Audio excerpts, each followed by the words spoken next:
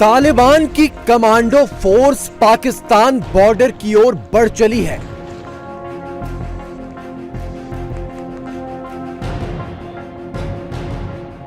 TTP ने भी अपनी कमांडो फोर्स की झलक दिखा दी है।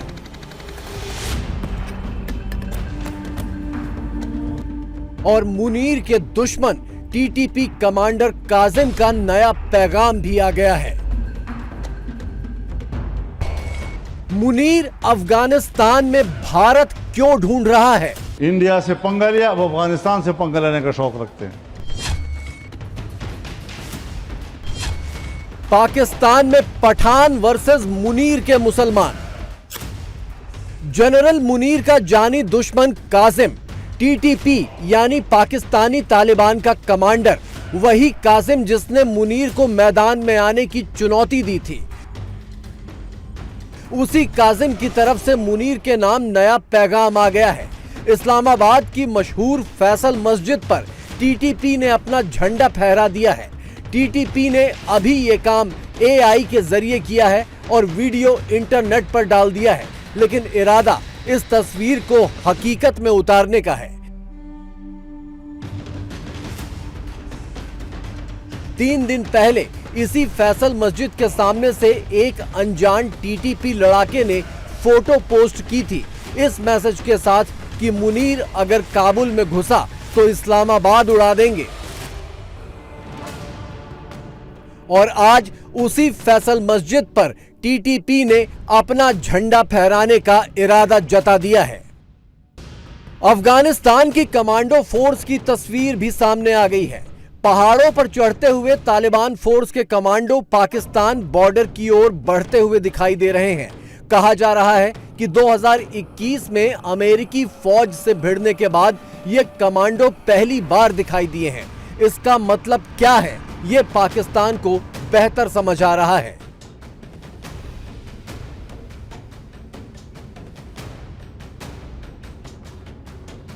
इंडिया से पंगा लिया, अब अफगानिस्तान से पंगा लेने का शौक रखते हैं। जंगे न लड़ा करो।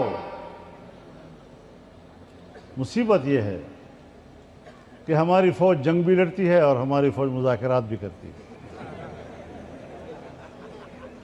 लड़ने वाला मुज़ाकरात नहीं कर सकता, मुज़ाकरात वाला लड़ना नहीं कर सकता। भाई ये काम हमारे हवाले करो। लड़ने वाला बयान, जज्बाती बयान, शोले बरसाने वाला बयान, ये बहुत आसान है, लेकिन संजीदगी, मतानत, तनाज़ात का हल और अपनी कौम को आग से बचाना, जंग की आग से निकालना, ये है असल क़ियादत और ये है असल सियासत। तुर्की में पाकिस्तान और अफगानिस्तान के बीच सीज फायर लागू रखने पर सहमति बन गई है। तुर्की में इस बात का ऐलान कर दिया गया है। बातचीत का अगला दौर 6 नवंबर को होगा। तब तक दोनों तरफ से कोई हमला नहीं किया जाएगा। लेकिन पाकिस्तानी तालिबान को इस सीज फायर से ना तो कोई मतलब है, ना पाकिस्तान में किसी का खौफ है। वो तो चुन चुन कर मुनीर के फौजियों को रोजाना मार रहा है। बल्कि अब तो बलोचों के हमले भी तेज हो गए हैं। खबरें हैं कि टीटीपी और बलोचों ने मुनीर के खिलाफ एक दूसरे से हाथ मिला लिया है। टर्की में बातचीत चल रही थी। इधर मुनीर को धमकाने वाले टीटीपी कमांडर काजिम ने एक और वीडियो जारी कर दिया। खैबर पख्तूनख्वा में मुनीर के फौजियों को मारकर उनकी गाड़ी को आग लगाकर खाई में फेंक दिया।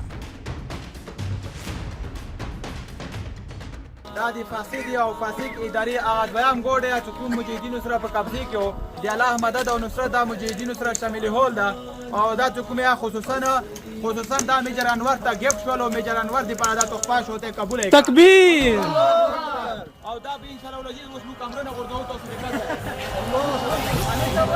टीटीपी की कमांडो फोर्स भी एक्शन में आ गई है। अभी तक ज्यादातर टीटीपी लड़ाके कुर्ते सलवार जैसे कपड़ों में दिखाई दिए हैं, लेकिन ये कमांडो फोर्स किसी प्रोफेशनल आर्मी की तरह आधुनिक वर्दी और लेटेस्ट मशीनों और हथियारों से लैस है। मुनीर की सरेंडर आर्मी को अब इनसे भी मुकाबला करना होगा, क्योंकि अफगानिस्तान ने तो फिर दोहरा दिया है कि टीटीपी पाकिस्तान की समस्या है, हमारी नहीं। तालिबान की ताकत लगातार बढ़ रही है। पाकिस्तान बॉर्डर के अंदर और बाहर दोनों तरफ से तालिबानी लड़ाके लगातार मार रहे हैं और साथ में जलील भी कर रहे हैं।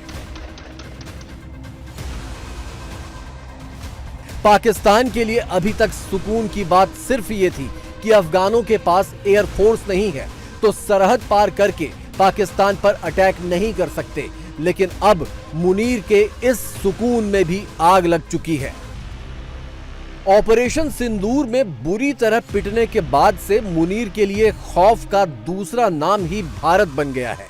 टीटीपी हो या अफगानी तालिबान या बलोच या सिंधी या पश्तून पठान, सारे बागियों और लड़ाकों के पीछे उसे मोदी और अजीत डोवाल का चेहरा ही दिखाई दे रहा है। पाकिस्तान में होने वाले हर धमाके पर डोवाल का नाम लिखने में 1 सेकंड की भी देर नहीं लगाई जा रही है।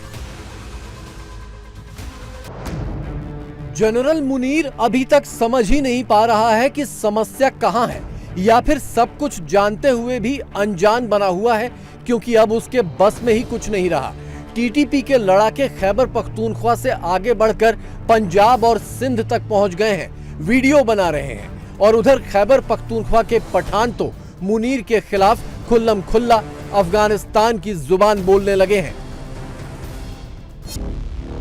पठान न हाथ पर हाथ रखकर बैठे हैं न खामोश हैं, बल्कि बम बरसाने वाले पाकिस्तानी फौजियों को जिंदा जला रहे हैं, घेर घेर कर मार रहे हैं।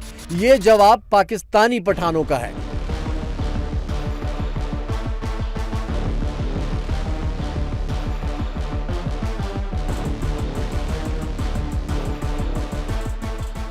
और अफगानी पठान तो बॉर्डर की ओर बढ़ चले हैं। काबुल से पहले ही चेतावनी दे दी गई थी कि इस्लामाबाद में घुस कर मारेंगे, वो अब सच होती दिखाई दे रही है।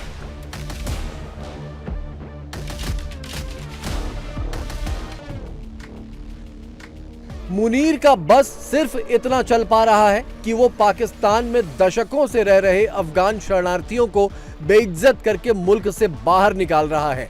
औरतों बच्चों को भी नहीं बख्श रहा। हालांकि पठानों के साथ इस जलील हरकत की कीमत भी उसे हर हाल में चुकानी पड़ेगी। वक्त ने भी कैसी गजब की पलटी मारी है। हाफिज, मसूद और ओसामा जैसे आतंकियों को पालने वाला पाकिस्तान आज खुद सीमा पार आतंकवाद के नाम पर आंसू बहा रहा है और उसी तालिबान के आगे गिड़गिड़ा रहा है जिसे वो खुद बनाने का दावा बड़ी बेशर्मी से ठोकता था।